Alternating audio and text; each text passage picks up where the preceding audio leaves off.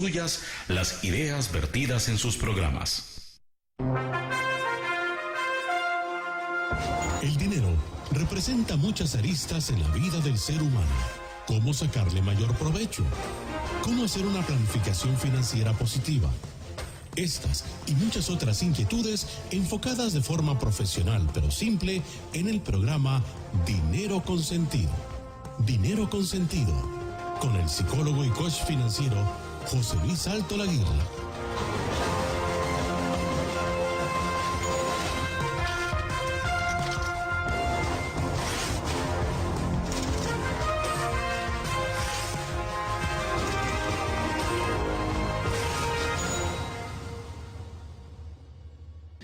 Buenos días, amigas y amigos de Radio Centro, la radio completa.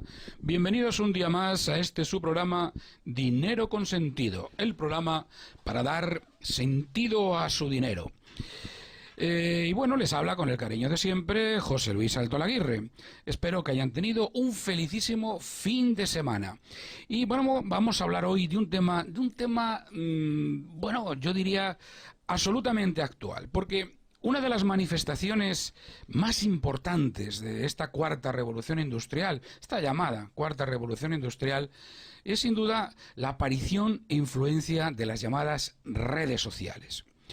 Ellas han incursionado en nuestras vidas y, bueno, han generado nuevas maneras de relación y comunicación, sustituyendo en unos casos y también, ¿por qué no?, ampliando medios tradicionales de contacto y hasta proponiendo nuevos lenguajes y, por supuesto, también derribando fronteras.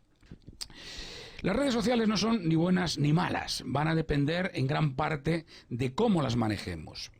Bueno, ante esta realidad es necesario, amigas y amigos, reflexionar y observar cómo nos afectan desde diferentes perspectivas.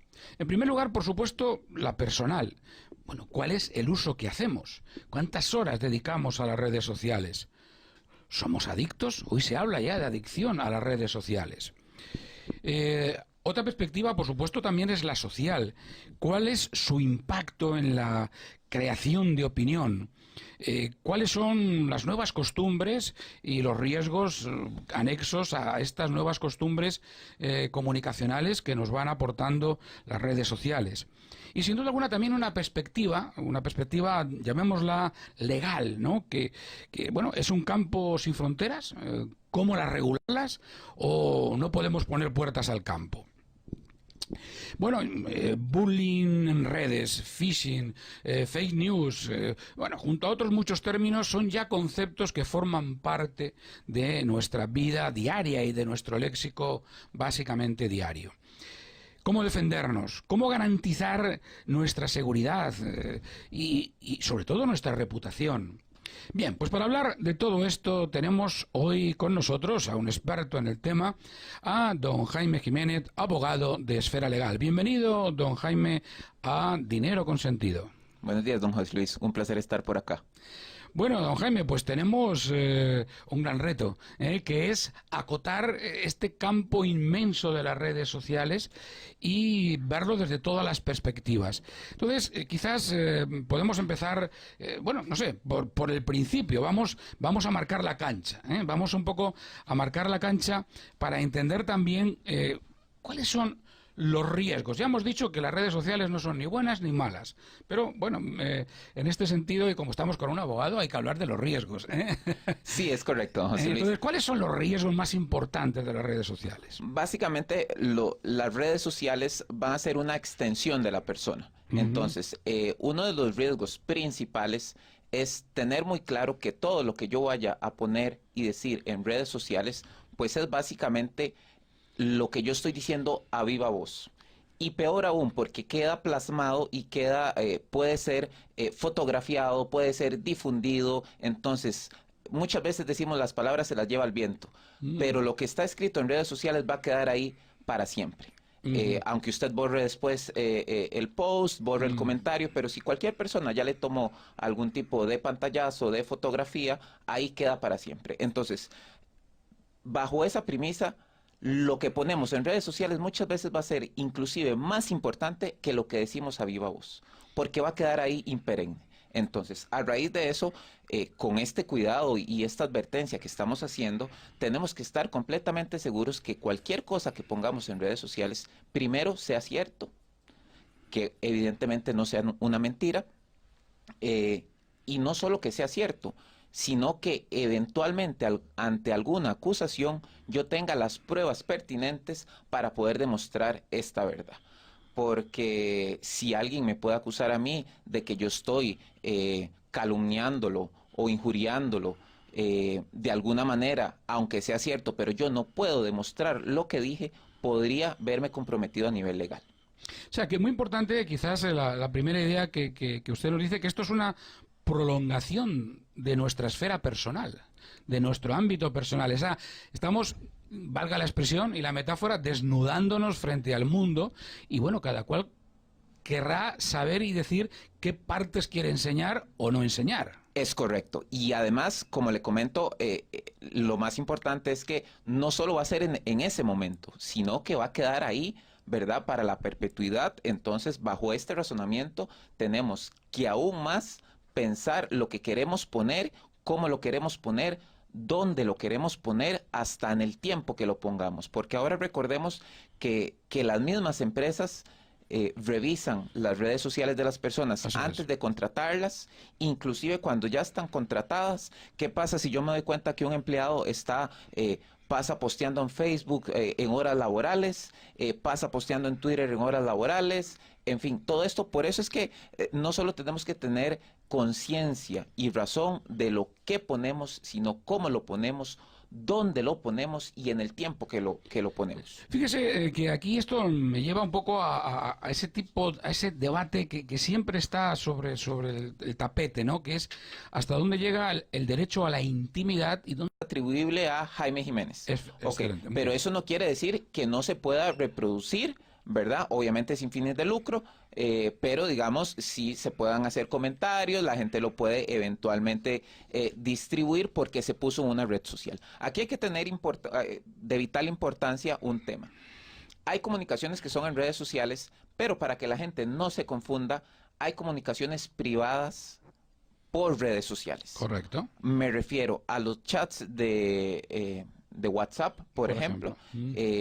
La comunicación que yo emito en un chat de WhatsApp es únicamente dirigida a las personas del grupo o a la persona destinataria. Correcto. Entonces, eso ya no es información pública, eso es una información dirigida a alguien más. Igual los chats que hay en Facebook, ¿verdad? La información que yo tenga o la conversación que yo tenga con una persona, eso es una conversación privada. El hecho de que haya salido de una conversación de un chat de Facebook no quiere decir que la persona receptora de esa información pueda publicarla. Pero fíjese que hay una pregunta, don Jaime, muy importante, porque cada vez vemos más en los medios de comunicación, en determinados juicios públicos, o en fin, a políticos, empresarios o personas, que aparece como carga de la prueba, por así decirlo, como elemento de prueba, conversaciones de WhatsApp. Es decir, una conversación de WhatsApp en un juicio tiene fuerza legal. Sí, aquí vamos a ver el tema de que básicamente tendría que ser mediante un proceso judicial, ¿verdad? No es simplemente que ahora se hace también mucho juicio mediático y linchamiento en redes sociales, ¿verdad? Es totalmente diferente. Yo puedo aportar las comunicaciones de WhatsApp, comunicaciones privadas, las puedo aportar ante un proceso judicial, ante un juzgado, ¿verdad? Y va a tener una validez. Obviamente va a ser la validez que el juez le determine, le asuma, ¿verdad? Exactamente, otorga, la veracidad de la información, el contexto de la información del caso, pero dentro de un proceso judicial es totalmente válida y factible que sea aportada. Ahora bien, esto a nivel judicial, pero a nivel personal o de redes sociales, no.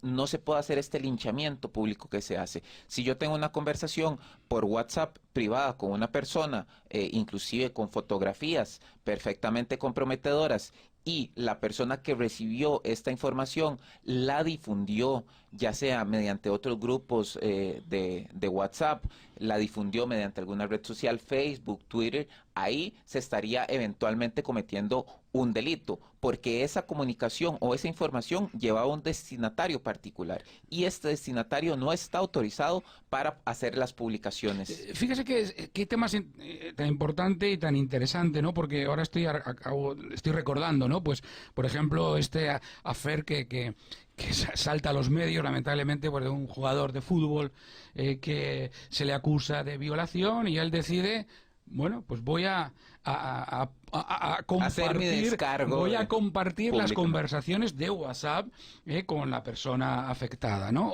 Obviamente, la pregunta, ¿no? Desde luego, para mí, y desde el punto de vista jurídico, o sea, ¿cómo jugar con estas nuevas realidades? Porque probablemente, ¿no? Y estoy haciendo... uno puede en WhatsApp comentar con un tono determinado que necesariamente no va a decantar un hecho luego que sea como un hecho probatorio, ¿no? Entonces, bueno... Qué importante, ¿no? Porque a partir de ahí ya cambia, por ejemplo, la perspectiva de culpable o inocente, ¿no? Sí, como le comenté, aquí lo importante es que la gente, a pesar de que quiera defenderse como este jugador bastante mediático, me parece que él debió hacerlo mediante el proceso judicial correspondiente, porque al final él podría eventualmente, de acuerdo a la legislación de cada país, haber cometido un delito, ¿verdad? Porque, por ejemplo, en Costa Rica hay un artículo tipificado como violación de datos personales. ¿Y esto qué es? Que básicamente se puede tutelar desde el aparato, teléfono electrónico, computadora, pero también la información y los datos sensibles. Entonces, si yo comunico algún dato sensible de otra persona, ¿verdad? Podría cometer un delito inclusive de violación de datos personales, que además es penado con cárcel. O sea, que tiene de alguna manera ya una tipificación muy clara. Es correcto, sí, muy clara. Bueno, fíjese, vamos a entrar un poquito en el área pequeña. Podemos hablar de fútbol, vamos a entrar un poquito en el área pequeña. A ver, ¿cuáles pueden ser un poco, para que nuestros radioescuchas pues tomen también nota, porque ahí estamos hablando de manera todavía genérica, pero de aquellos comportamientos que de alguna manera pueden estar tipificados? Es decir, por ejemplo, hoy hablamos mucho y se habla, por ejemplo, del ciberbullying. Una realidad que, bueno, el bullying ha existido de siempre. Hoy le ponemos el ciber porque obviamente se hace a través de redes sociales, ¿no? Esto es una realidad que cada vez lamentablemente comienza a ser más importante. ¿Cómo abordar este hecho? Lo primero que tenemos que entender, que creo que va más allá de una perspectiva legal, ¿verdad? Es un tema de educación. Correcto. De educación de las personas, ¿verdad? Desde el tema de las burlas en los colegios, ¿verdad? Y además, otra vez, vuelvo al mismo tema anterior, que es muy importante que la gente no comparta en sus redes sociales cosas que no esté completamente seguro. Esto es, digamos, podríamos decirle una táctica defensiva, ¿verdad? Para evitar ser víctima de ciertas burlas, pero evidentemente también está tipificado dentro de nuestro ordenamiento lo que son los delitos contra el honor. Contra el honor. ¿Verdad? O sea, eso entraría dentro de esa tipificación y sería suficiente causa, por así decirlo, el demostrar que alguien está haciendo o está comunicando a través de redes sociales pues determinados hechos que estarían dentro del bullying. Es correcto. Ahí hay diferentes, digamos, connotaciones que pueden ser. Dentro de todos estos podrían ser burlas, ¿verdad? Podrían ser delitos, atribuirle delitos a alguien, como por ejemplo es muy común, si usted lo ve en redes sociales, que la gente llama ladrón a los políticos, que llaman estafadores a los políticos, ¿verdad? Y se da un linchamiento público en las redes sociales que la gente no se da cuenta que al calor de su enojo también podría estar cometiendo un delito. ¿Por qué? Porque la atribución de un delito que no es cierto o que no puedo comprobar a otra persona es en sí mismo un delito que yo estoy cometiendo. Claro, que está lesionando la reputación de alguien. La reputación y el honor. Entonces, todos estos temas tienen consecuencias penales o contravencionales. Tal vez la pena no es muy alta y tal vez alguien diga, bueno, es que no sale, es menos de 3 años y eventualmente hay un tema de condición de la pena y no se va a la cárcel, pero vamos a ver, estar en un proceso penal para nadie es nada bonito. Eventualmente, aunque usted no vaya a la cárcel y se le condena por uno de estos delitos o se acoge a algún medio de conciliación alterna antes de que se llegue a juicio y pide perdón y pide disculpas y se retracta en redes, pero igual tuvo que someterse a este proceso, tiene consecuencias. ¿Por qué? Porque si el día de mañana usted vuelve a cometer un delito, ya no puede someterse a un proceso de conciliación. Claro. Entonces es como gastar, vámonos así, por decirlo de manera coloquial, gastar un tiro en algo no necesario que se podría evitar. Claro, Jaime, empiezo por el ciberbullying porque a mí me parece que es uno de los problemas sociales que ha existido siempre, pero que hoy se ha reforzado y que sobre todo atañe también en muchos casos a una población más susceptible, sobre todo en el bullying, pues digamos a niños, adolescentes, jóvenes, que además pueden provocar en muchos casos pues el suicidio, como lamentablemente lo vemos porque no tienen herramientas como para poder resolverlo. Desde un punto de vista jurídico, si nos escuchan papás, mamás que tienen hijos en esta situación, ¿no? Realmente, situación que a veces ni ellos mismos declaran porque les da mucho reparo, etcétera, y esto es un tema de educación, pero ya es otro capítulo.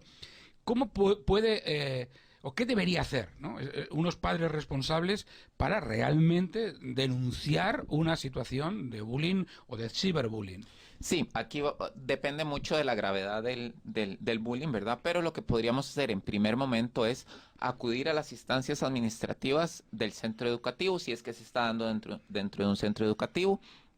Eso sería, digamos, como la primera instancia a tomar, ¿verdad? Que a pesar de que es una sede administrativa puede surtir efectos de una manera inmediata. ¿Verdad? Entonces, ¿qué es lo importante cuando alguna persona está sufriendo este tipo de consecuencias o de bullying? Lo primero es intentar repararlo, ¿verdad? Entonces, la manera más inmediata es intentar acudir a la vía administrativa, hablar con el orientador, hablar con los directores, en fin, ir a la institución donde está pasando el problema. Y posteriormente, si no hay una mejoría o no hay, digamos, ninguna solución al proceso, pues sí, efectivamente se podría acudir mediante un abogado a la fiscalía a denunciar este tipo de acoso, porque al final de cuentas estamos hablando de que un bullying reiterado es un acoso a la persona. Entonces también es un tema tipificado y podría tener consecuencia. Entonces, en primera instancia, administrativamente, para intentar parar el problema de manera rápida y si no, acudir a una vía legal, como le comento, a la fiscalía, ¿verdad? Para que investigue si este comportamiento que se está dando a nivel escolar, a nivel colegial, a nivel personal, tiene alguna connotación.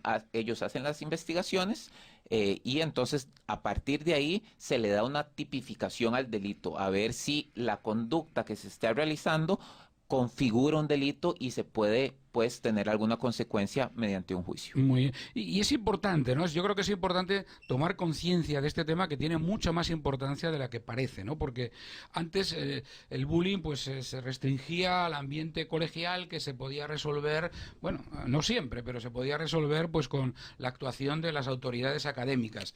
Pero hoy incluso la autoridad académica muchas veces ni se entera de que está ocurriendo algo y entonces empiezan a salir cosas, fotos, por ejemplo, que en un determinado momento pues pueden poner, ¿no?, en peligro la vida y sobre todo el equilibrio psicológico de niños y adolescentes. Claro, y es que con el tema de las redes sociales ahora la propagación es exponencialmente más amplia que antes. Por ejemplo, antes el bullying, digámoslo así, se circunscribía básicamente al aula, a los 30 compañeros o más allá un poquito tal vez al colegio, a lo más, ¿verdad? Pero ahora desgraciadamente con redes sociales de un colegio a otro colegio y a otro colegio se pasa en horas. Entonces, en cuestión de un día tenemos a 5, 6, 8 colegios que ya saben qué fue lo que pasó, cómo pasó, compartieron alguna fotografía con algún tema, digamos, moral, ¿verdad? Y entonces es importante que además la gente sepa que el compartir esa fotografía o esa información es también delito, ¿verdad? No es solo la persona que de primer lugar la sacó, digámoslo así, sino que toda persona que vaya compartiendo es parte del delito y del problema. Y eso es importante, ¿no? Porque ahí hay, o sea, no es solamente, bueno, es que nos hemos divertido, era un tema de juego, que de muchachos, no, es que aquí hay un delito. Yo creo que ahí hay una parte que usted lo decía antes también, de educación, ¿no? Educación en donde esas conductas no pueden quedar indemnes, no pueden quedar sin castigo, en cierto modo, ¿no? Porque, bien, bueno, este yo creo que es uno de los temas principales, pero no es el único. Yo quisiera referirme también, por ejemplo, ¿no? Y están todos relacionados, porque al final, bueno, nuestro político del norte puso de moda el concepto de fake news, ¿no?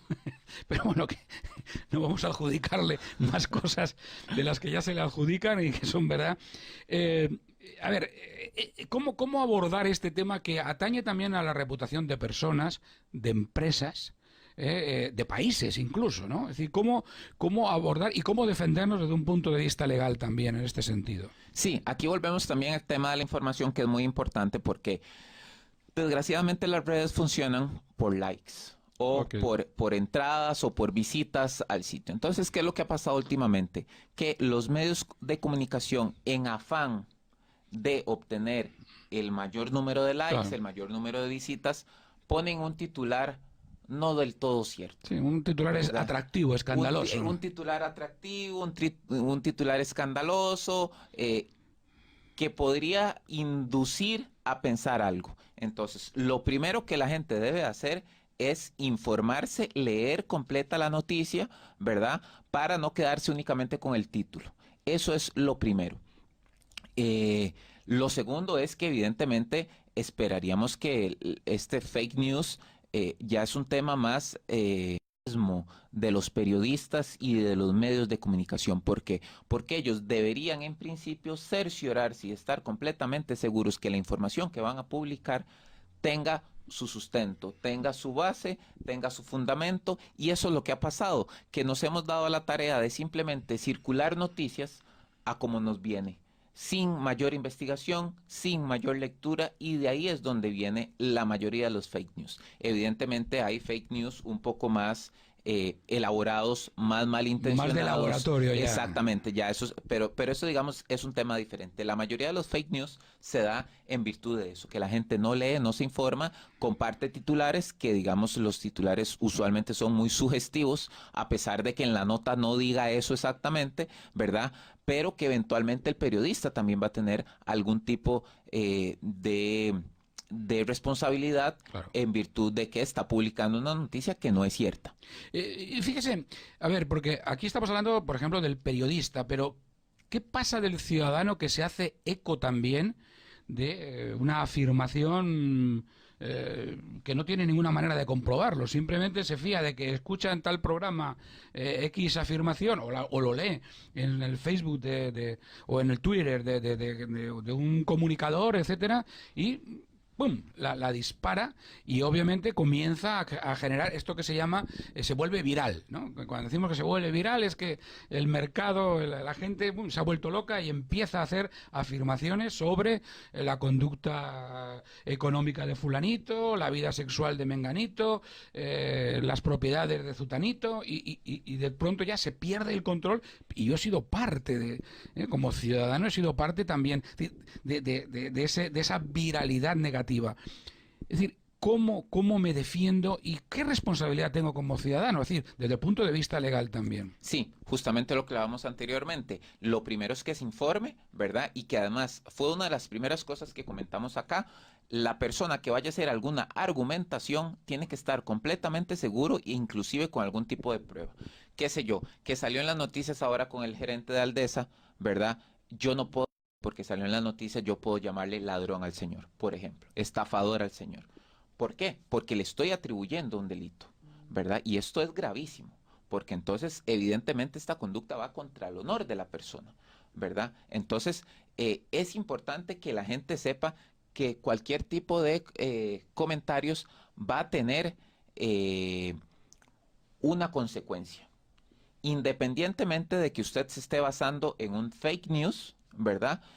Usted no puede simplemente lavarse las manos y decir, no, vea, es que yo le llamé ladrón, estafador a fulanito porque lo vi en La Nación. es que la afirmación que usted está haciendo es personal y usted va a tener que hacerse cargo de esta afirmación, sostenerla y probarla. Entonces, es importante que en estos linchamientos públicos que se dan muchas veces, porque la gente detrás de un teclado básicamente pone lo que quiere, cómo lo quiere. Y además es muy fácil ponerlo. Exactamente. El papel, en este caso, antes decíamos que el papel lo aguanta todo. Ahora las redes lo aguantan mucho más. Y esto ha pasado también, ¿por qué? Porque todavía no se ha dado una cultura de denuncias. En el momento que las personas que se vean afectadas empiecen a denunciar a cada una de las personas y hayan condenas y se hagan públicas estas condenas de que se le atribuyó un delito a una persona simplemente por hablar mal de otra sin tener ese sustento, la gente va a empezar a entender la responsabilidad. Creo que este es uno de los problemas que no ha pasado y que la gente, como no le pasa nada, lo sigue haciendo. A pesar de que lo escuche, a pesar de que lo sepa, pues básicamente sigue haciendo lo que quiere con sus redes sociales. Claro, y ahí está obviamente pues el problema. Nos quedan unos minutitos para hacer nuestra primera parada. Yo preguntaría en este momento, luego vamos a seguir hablando de otra serie de eventos en las redes sociales y de cómo defendernos, pero ¿nuestro sistema judicial está preparado para abordar estos temas que son realmente novedosos, es decir, nuevos, es decir, no tienen historia? O sea, esto no estaba en el derecho romano, evidentemente, ¿no? Había otras cosas, pero no estaba en el derecho romano, y obviamente, ¿cómo se prepara, ¿no? Porque para mí esto siempre es una pregunta importante, porque a veces también, y esto lo digo desde un punto de vista en donde yo podría estar metido en ese paquete, también muchos de nuestros jueces, etcétera, ya peinan canas, es decir, no son nativos digitales, es decir, y yo creo que para esto también nos hace falta un cambio de mentalidad. Sí, me parece que sí, efectivamente el Poder Judicial sí está preparado, ¿verdad? Los jueces han ido cambiando esa mentalidad, ¿verdad? Hay ciertos delitos, no todos, pero hay ciertos delitos que ya están tipificados y que han sido aplicados, ¿verdad? El único problema que yo veo con el tema judicial es la mora judicial. Ajá. Que obviamente al no tener suficiente personal, no tenemos la capacidad para atender tanta problemática. ¿Y qué es lo que va a pasar? Que evidentemente, desgraciadamente, por ejemplo, en la Fiscalía de Limón, pues obviamente le van a dar prioridad a delitos más complejos, más importantes, homicidios, narcotráfico, secuestros, ¿verdad? Vamos a decirlo así, entre comillas, una simple denuncia por acoso o por bullying. ¿Por qué? Porque la prioridad, desgraciadamente, en este momento de nuestro sistema es atender únicamente urgencias. No estamos capacitados para ir atendiendo todo. Efectivamente. Bueno, y ahí tenemos parte un poco del problema.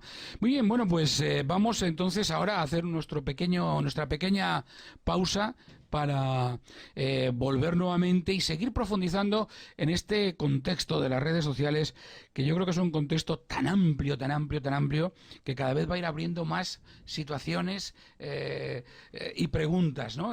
Pero al mismo tiempo es apasionante también desde todos los puntos de vista psicológico, sociológico y por supuesto legal, que es el que hoy estamos abordando. Bueno, amigas, amigos, no se nos vayan, nos gusta que estén con nosotros, volvemos rapidito en 1 minuto y medio.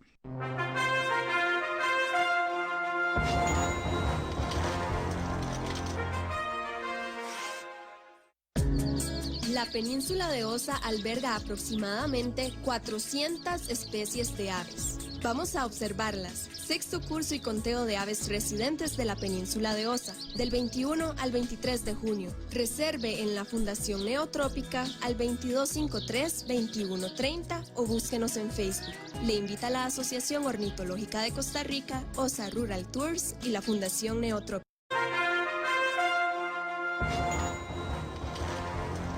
Muy bien, amigas, amigos de Dinero Consentido, aquí estamos de nuevo con ustedes, aquí estamos en las redes sociales.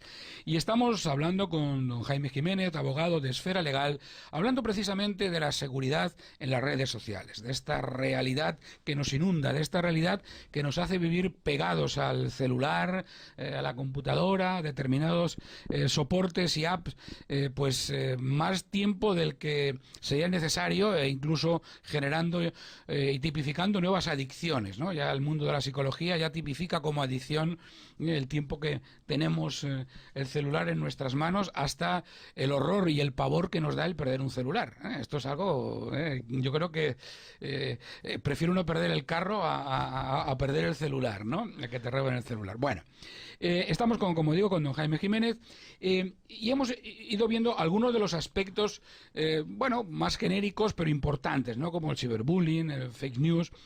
Ahora hay un tema que a mí me gustaría, don Jaime, tocar también, ¿no? Porque en la esfera familiar también, obviamente, la intimidad es un valor que es importante.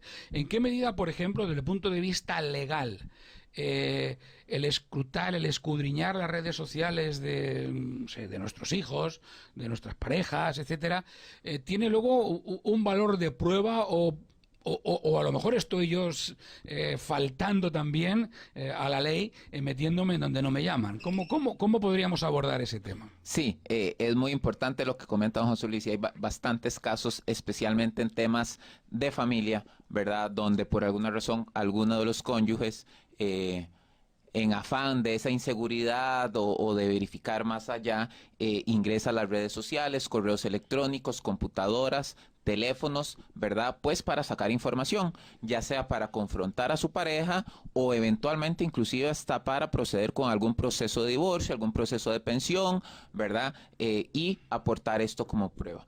Lo primero y lo más importante que las personas tienen que tener en cuenta es que accesar a la información de otra persona sin su consentimiento, aún siendo pareja, aún siendo esposo o esposa, es un delito, ¿verdad? Y es el delito de violación de datos personales. El delito de violación de datos personales lo que intenta proteger es la información personal de la gente. Entonces, ¿esto qué quiere decir? Que toda la información que yo tenga dentro de mis dispositivos electrónicos o inclusive dentro de mis temas personales no pueden ser accesados por nadie más si no tienen mi autorización. Entonces, a pesar de que sea mi esposa, a que sea el esposo que revise el celular para sacar conversaciones de WhatsApp, mensajería, fotografías, estados de cuenta, eventualmente como prueba de algún proceso de pensión, todas estas pruebas podrían eventualmente ser declaradas inadmisibles por ser lo que se llama una prueba espuria. Que sería diferente a que un juez determine que se puede acceder. Es correcto, ¿verdad? Pero no solo eso, porque además la obtención de esta prueba podría constituir un delito, que entonces no solo no me aceptan la prueba, sino que eventualmente me pueden acusar penalmente. Me convierto en acusado. Exactamente. Y además en una vía que es más punitiva, ¿verdad? Okay. Que es el derecho penal, entonces por la lesividad. Entonces es más complicada porque entonces ya yo enfrentaría un proceso penal que eventualmente me podrían determinar una pena privativa de libertad, o sea, cárcel.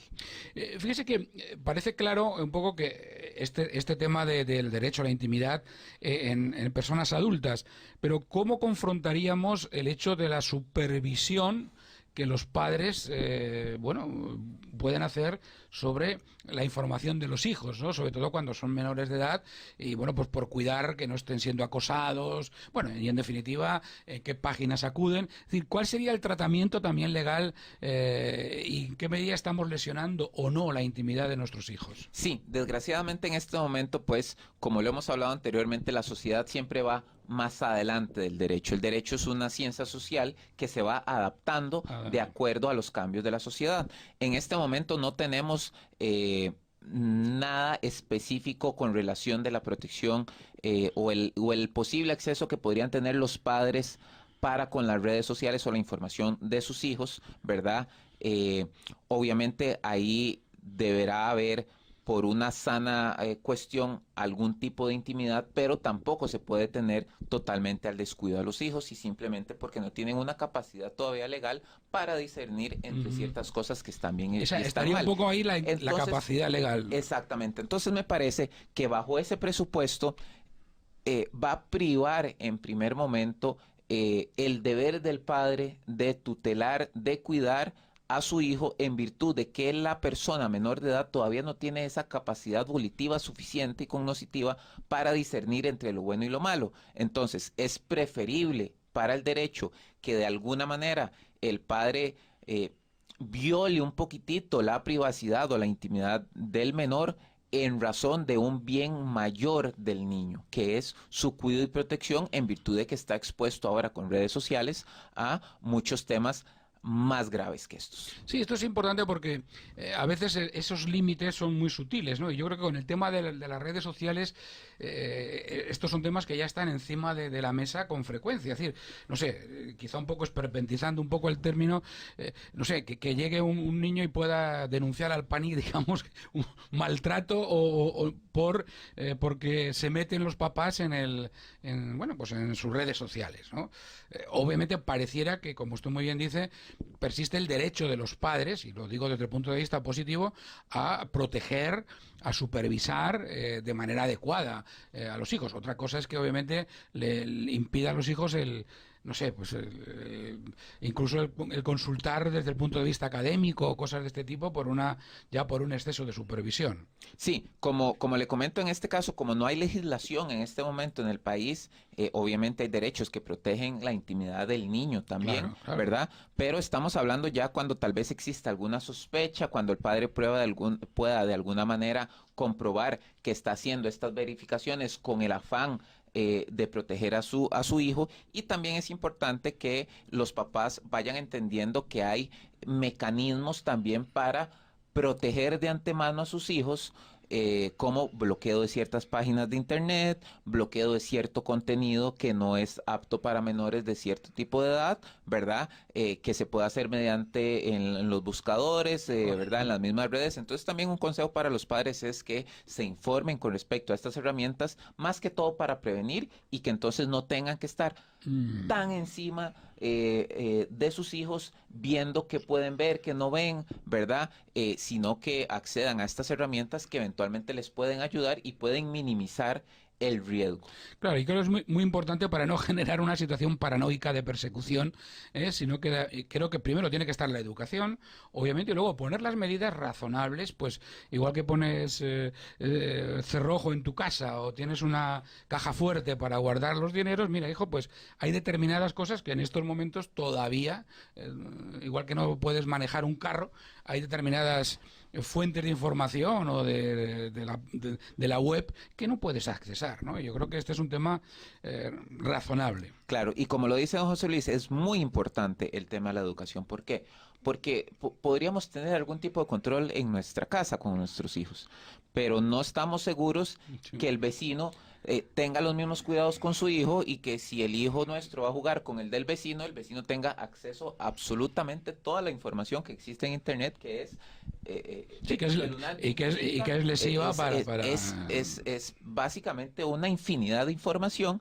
Entonces me parece que hay ciertas herramientas que uno puede utilizar, pero evidentemente lo primordial y lo que siempre debe de existir en primer lugar es la educación con los hijos, poder hablar claramente, y eso es un tema que, bueno, obviamente por generaciones ha ido cambiando, ¿verdad? Pero que sí es importante poder hablar con los hijos con una confianza determinada, ¿verdad? Que ellos sepan y tengan cierto tipo de valores, o por lo menos no hablemos de valores porque ya eso es muy personal, ¿verdad? Lo que es tema de valor y moral para cada persona, pero sí que sepan que cierta información no deberían de verla. ¿Por qué no deberían de verla? Para que en el momento que llegue esta situación, ellos por lo menos tengan ya un criterio aprendido de qué deberían de hacer, ¿verdad? Que es, porque al final de cuentas yo creo que para los padres de familia va a ser prácticamente imposible minar cualquier tipo de información que venga, porque va a ir a la escuela, va a tener compañeritos, va a accesar desde el mismo celular. Y además sería contraproducente. O sea... Exactamente, básicamente no podemos tenerlos en una burbuja, ¿verdad? Entonces me parece que el tema primordial, a pesar de que no tiene que ver nada con la legalidad y el tema que estamos hablando, pero me parece que podría ser un momento importante para un llamado para los padres, y es que mantengan una comunicación abierta con sus hijos, y que les brinden esa información y que les vayan desarrollando ese discernimiento para que en el momento que ellos tengan la posibilidad de accesar a esta información, o no lo hagan o lo hagan, digamos, de la manera más educada y más natural posible. Muy bien. Bueno, don Jaime, fíjese que hay algunos aspectos también de este mundo cibernético, virtual, que atañen también un poco a la vida de las personas. Por ejemplo, si nos metemos en el mundo financiero, pues todo lo que tiene que ver también con el phishing, con el robo de datos, con el acceso a nuestras cuentas, a nuestra personalidad, en cierto modo, a utilizar nuestra personalidad para producir noticias, etcétera, etcétera. Es decir, ¿cómo me puedo defender? O sea, ¿qué medidas de seguridad debo tener? Porque incluso luego entiendo que ante una denuncia me van a preguntar, oiga, ¿y cómo tenía usted sus accesos? ¿Era usted tan tonto? Eso no te lo van a decir así, pero o realmente tomó las medidas, puso los candados suficientes. ¿Cuáles son las medidas de seguridad más recomendables? Sí, aquí lo que vamos a tener volvemos al tema de la educación, porque es importante que la gente sepa que usualmente ningún banco, ninguna institución estatal, ni el Ministerio de Hacienda, ahora que viene el tema del IVA, no piden información vía telefónica esencial. Entonces, lo primero que tiene que saber la gente es que no debe bajo ninguna circunstancia, brindar sus datos personales por medios no oficiales, ¿verdad? Y casi con medios no oficiales me refiero a ir al banco casi a estas alturas. ¿Por qué? Porque hemos visto que el nivel de preparación de estas estafas, de estos correos, de estas llamadas es impresionante. Y se lo digo porque hemos tenido casos donde han grabado la estafa y es impresionante. Se escucha un teclado donde están digitando datos, lo ponen en espera con la música del mismo banco, en fin. Son perfectamente creíbles. Entonces, sí. Bajo ese supuesto, lo primero que tiene que hacer la gente es no dar ningún tipo de información por teléfono, ni por ningún otro medio, porque hay correos también montados específicamente. Otro tema muy importante que a la gente se le olvida es utilizar las redes de internet públicas. ¿Por qué? Porque en estas redes puede tener ciertos virus que captan la información. Entonces, por ejemplo, si yo voy a un café donde tiene una red abierta de internet, yo tal vez la pueda utilizar para ver ciertas cosas. Pero en el momento en que yo me conecto a esa red, que no es del todo segura porque es una red abierta, la gente tiene que estar consciente de que puede haber un robo de datos, ¿verdad? Y ese robo de datos puede ser totalmente indetectable. ¿Por qué? Porque entonces la red está detectando todos los datos que yo estoy poniendo, y si por alguna razón yo acceso al banco conectado a esta red gratuita en algún café internet, en el mall, que ahora ponen redes gratuitas en los malls o en cualquier café de moda que la gente llega a trabajar, ¿verdad? Es importante que no accedamos, de ser posible, a lo que son accesos bancarios, los datos más personales. ¿Por qué? Porque mediante estas redes se puede obtener información. Además, es importante que verifiquemos qué herramientas podemos tener en nuestro computador o en nuestro celular para que, por ejemplo, en mi caso que utilizamos Mac, si en el caso de que se roben la computadora, se puede borrar remotamente, ¿verdad? Entonces, igual que el teléfono, ¿verdad? Si lo tenemos linkeado a algún otro dispositivo, podemos borrarlo remotamente y así desaparecen todos los datos. Perdimos el dispositivo, pero ninguna información personal se va a ver afectada. Entonces es importante inclusive que la gente explore cuáles son sus opciones en cada dispositivo y entonces que empiece a tomar más conciencia de la importancia de esto, porque usualmente compramos un teléfono, lo abrimos y ya queremos usarlo, queremos sacar fotos, queremos poner nuestros perfiles, queremos postear que ya tenemos un teléfono nuevo, pero se nos olvida el tema de que podemos buscar herramientas para mejorar esta seguridad. Fíjate que aquí hay un tema de seguridad, yo diría reactiva y proactiva, ¿no? A veces vemos, sobre todo pues en redes sociales, más sociales, ¿no? Como Facebook, etcétera, que muchas personas ponen, bueno, pues hasta sus fiestas más personales en vista pública, fotos de los niños, me acabo de comprar un carro, estreno nueva casa, que probablemente son noticias muy bonitas, o sea, evidentemente que te apetecen el comunicarlas. Pero claro, cuando esto tú lo trasladas al mundo público, se convierte probablemente en un reclamo. Sí, inclusive aquí viene más bien el tema con que la gente tiene que estar clara quién es su círculo de redes sociales. Muy importante. ¿Por qué? Porque el problema aquí que tenemos es que la gente, en su afán de tener más seguidores, Sí. más amigos en Facebook, no le importa agregar gente que no conoce. Sí. Entonces, ¿qué pasa si usted pasa publicando que se compró carro, que se compró casa, que se compró... Inclusive, el problema de postear, si usted postea primero que compró casa, ya saben dónde vive, y después posteó que se va de vacaciones a Europa 15 días, posiblemente esa casa va a estar sola 15 días. Entonces, toda esa información usted se la dio a una persona. Es una información riquísima. Simplemente para que alguien sepa, que alguien que se dedica a eso y porque en eso andan, verificar cuáles son los objetivos más vulnerables, ¿verdad? Y entonces, básicamente estamos dando esta información al AMPA, ¿verdad? Entonces, es importante primero que nos fijemos cuál es nuestro círculo de amigos. Delimitarlo lo más posible, simplemente no tener personas que no conocemos en nuestras redes sociales, ¿verdad? Y además intentar de no publicar este tipo de cosas como ubicaciones, como horarios, como a la escuela donde va mi niño, los horarios en los que van. ¿Por qué? Porque todo esto podría eventualmente alguna persona que esté planeando algún secuestro de algún niño le está dando toda la información de que los lunes después de la escuela va a fútbol, de que los martes después de que la escuela sale a las 3 va a clases de canto. Van dando información que la gente va construyendo inclusive un perfil de la vida de las personas y entonces van a tener muchísima información con la cual van a poder actuar. Sí, yo creo que esto es un tema fundamental porque, a ver, más allá pues, repito, del gusto personal, ¿no? De compartir, yo creo que a todos nos llega, ¿no? A mí me llegan muchas veces, ¿quieres ser tu amigo? Fulanito o fulanita de tal. No sé ni de dónde, ni quién es, ni la conozco.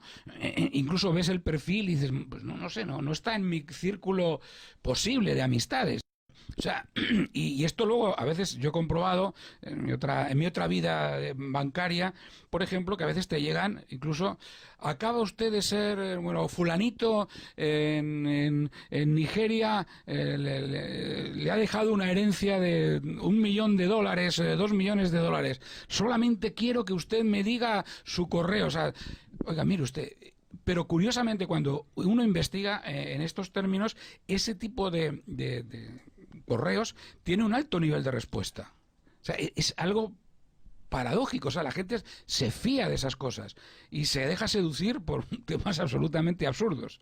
Sí, aquí el tema es que la gente básicamente deja de pensar por temas de plata, seamos honestos como es. ¿Por qué? Porque por una cuestión lógica, como usted dice, en este caso, no hay razón posible para que algún familiar mío de África me haya dejado $3 millones.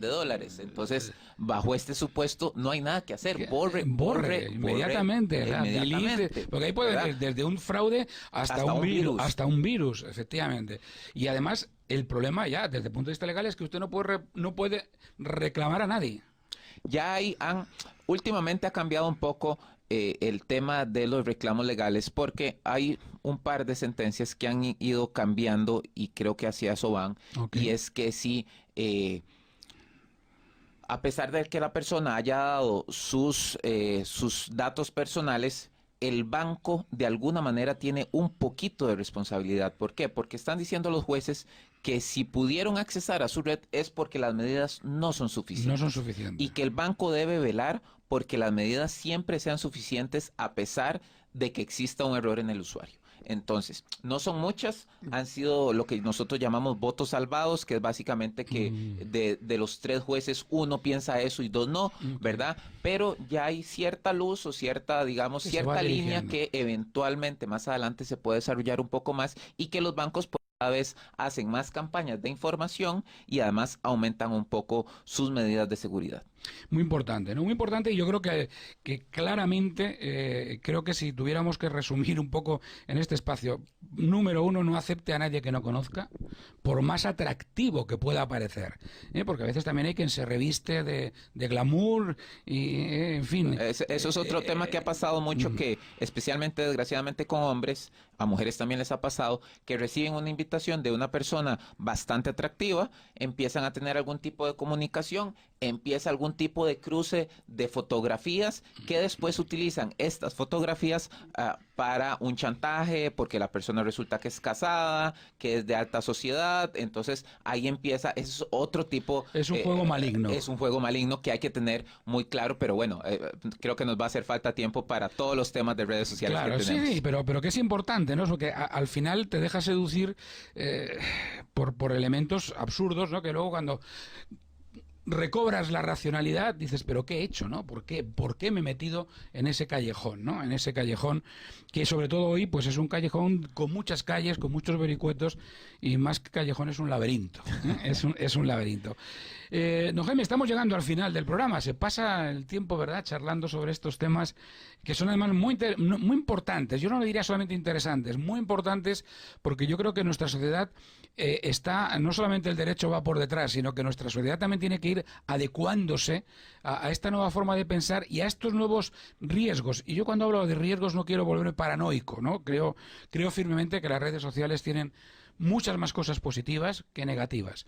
Pero yo creo que es el momento, quizás, don Jaime, de un poco de resumir, de concretar y de recomendar a nuestros radioescuchas aquellos aspectos fundamentales que también desde el punto de vista del derecho son críticos para vivir y convivir con las redes sociales, que ya están aquí y no se van a ir, pues de manera amigable. Sí, lo más importante aquí es empezar a entender más las redes sociales, tener más educación, entender que tenemos un consejo muy práctico y muy importante, que es lo que usted no diría en un auditorio con 150 personas al frente con un micrófono, si no lo diría ahí, ¿por qué lo va a decir en redes sociales? Muy importante. Es exactamente el mismo parámetro, con más alcance aún en redes sociales. Entonces, cada vez que la persona quiera hacer algún comentario en redes sociales, porque está enojado, piense, ¿haría este comentario con un micrófono o al aire, en televisión, en un noticiero donde me están viendo miles de personas? Si la respuesta es afirmativa, lo debería poder hacer en redes sociales. Si la respuesta es negativa,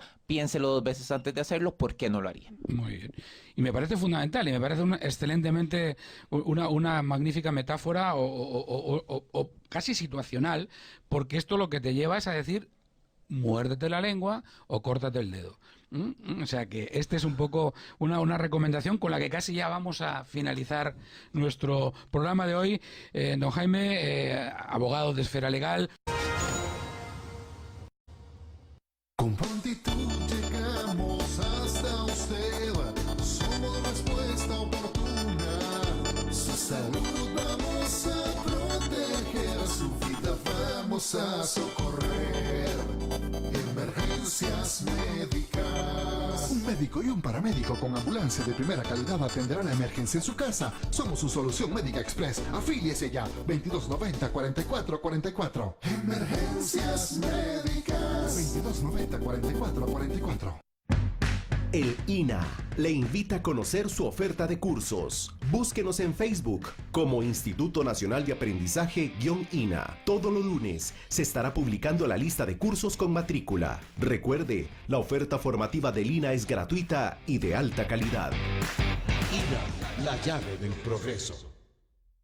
Había una vez un campesino llamado Pedro que un día decidió hacer una quema en su potrero. Pedro pensó en hacer una ronda, pero hacía demasiado calor como para volar machete. Cuando encendió la chispa, las llamas se levantaron altas y empezaron a correr hacia el bosque. Pero de repente el viento cambió y lo que terminó en ceniza fue la casa de Pedro. Que en este año del niño no se queme la casa de nadie. Sumate a la campaña Un Verano Sin Incendios Forestales. Búscanos en redes como Toño Pisote. Un mensaje de MINAE, SINAC, CONIFOR y esta